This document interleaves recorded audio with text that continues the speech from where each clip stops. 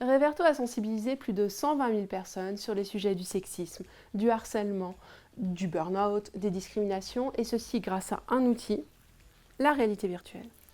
Et aujourd'hui, je voudrais vous parler de la méthode Reverto. Reverto, c'est tout d'abord une manière de produire des contenus. Nous souhaitons raconter une histoire qui va générer des émotions, donc une histoire qui doit être à la fois crédible et impactante.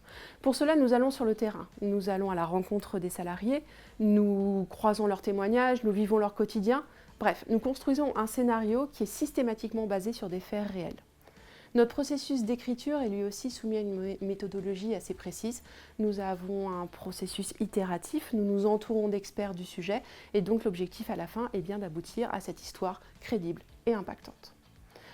À la fin, dans une solution Reverto, vous vous retrouvez toujours à incarner un personnage qui va être confronté à ces situations problématiques. Donc plutôt que de vous expliquer ce qu'est le sexisme, ce qu'est le harcèlement, ce qu'est la discrimination, nous vous proposons de vous les faire vivre. Et nous nous appuyons sur cette expérience pour vous faire comprendre, pour que vous puissiez apprendre à les identifier, à savoir y réagir. Un point important, c'est que cette expérience en réalité virtuelle ne se fait pas seule dans son coin. Elle s'intègre dans un atelier de groupe de 6 à 12 personnes, animé par un expert ou une experte formée par Reverto. Chaque personne va bien entendu vivre de manière très personnelle l'expérience dans le casque, et lorsque tous les stagiaires sortent du casque, à ce moment-là, on va partager les émotions du groupe. Certaines et certains peuvent avoir aussi un vécu par rapport à la thématique qu'ils veulent ou non partager.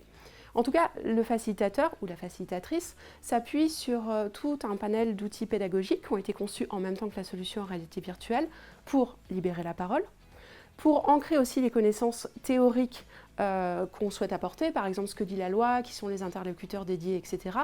Et aussi, peut-être surtout, à apprendre à identifier les situations à risque. Donc, pour résumer, la technologie nous permet de générer des émotions et nous nous appuyons sur ces émotions pour ancrer durablement les messages de sensibilisation.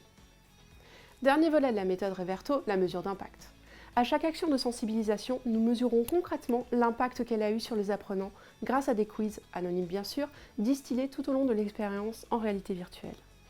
C'est plus de 400 clients privés publics en France, en Suisse, au Benelux, en Angleterre qui ont déjà appliqué la méthode Reverto. Aujourd'hui, nous soufflons nos 7 bougies et à tous nos clients et partenaires, nous souhaitons dire un grand merci pour leur confiance.